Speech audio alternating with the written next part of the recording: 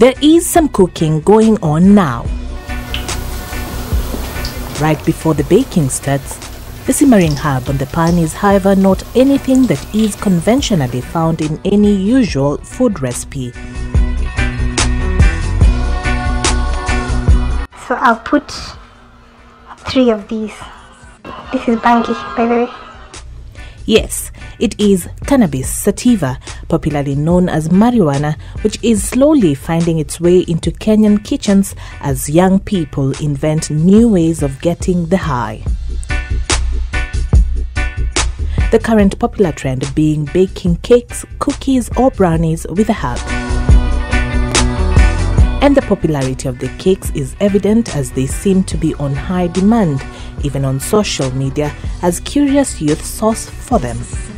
The cost of the cookies ranges from 50 to 100 shillings depending on the quality and where you get them from. Though those who trade in the special cakes are very guarded, information on where to get them is readily available in most of the campuses across the country. Before you reach for any baked goodies at a party or any social gathering, you may need to question the ingredients because unknowingly you may be taking something that may make you temporarily happy but whose impact may be life-altering. But still, young people, especially university students, are drawn to the popular happy cookies, though when asked about it, a sizable number profess ignorance. You know, this is a metropolitan university. People are coming from all over the country. Yeah? So if you're not from Nairobi, you don't know what those. Yeah, so I don't know what they are. Happy cookies, nimesikia na wewe hiyo. While those bold enough to acknowledge the trend maintain they have never indulged in the habit. Yeah, I've heard about them. Okay, you've heard about them. Heard but not taken them, yeah. I've only heard about them. And then there are those who admitted to having tried it, albeit regrettably. Yes, I've taken with cookies, but I wouldn't want to take them again.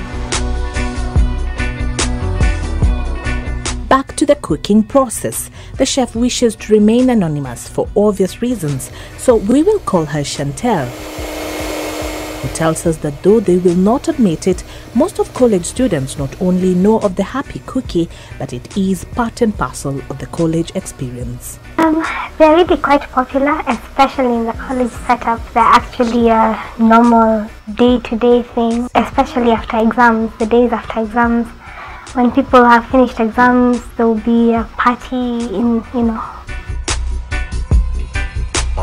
And the cakes are not the only foodstuff with a little kick to it. There's also little marijuana chocolates. They're like little round, they look like coins, and they're really strong, so you're usually advised to maybe just eat half in one night. Or there's people who've had like 1 or 2, and the reported effects have been unpredictable, mind-altering. They get high. Now the cake is in the oven and it continues to bake. As it does so, Chantel tells us about what these so-called happy pastries can do to a person who ingests them. The most common one is hysterical laughing.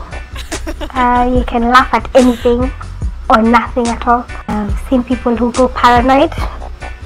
Either they think there's something walking on the ceiling upside down, or they think the cops have come. Sounds funny until you hear from medical practitioners the extent of the effects of marijuana use. The main effect actually to the human person is in the heart, or what you call the cardiovascular system. And what happens when you take marijuana is that released into your body are substances we call catecholamines, which are hormones that are responsible for increasing the heart rate and the power with which your heart is beating.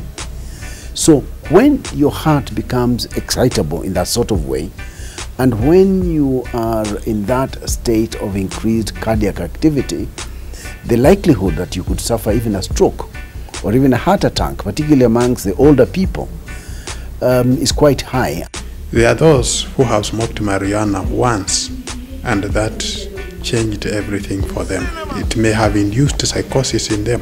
From that time, they became psychotic. They no longer are in complete touch with the reality.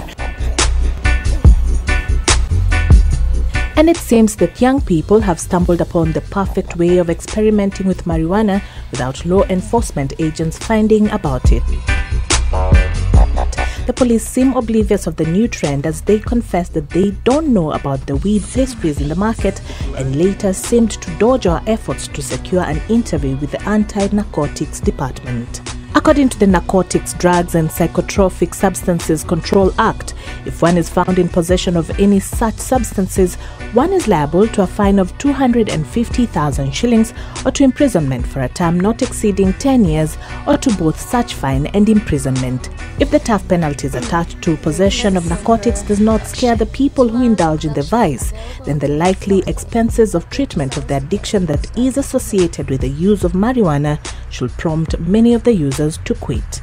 The range of cost of rehabilitation centers could be anywhere from 20 or 30,000 shillings a month to, you wouldn't believe this, to 20 or 30,000 shillings a day.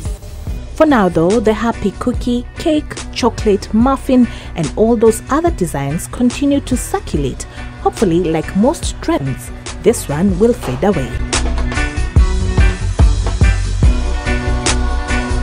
Charity Waweru Mwangi for JSO at 7.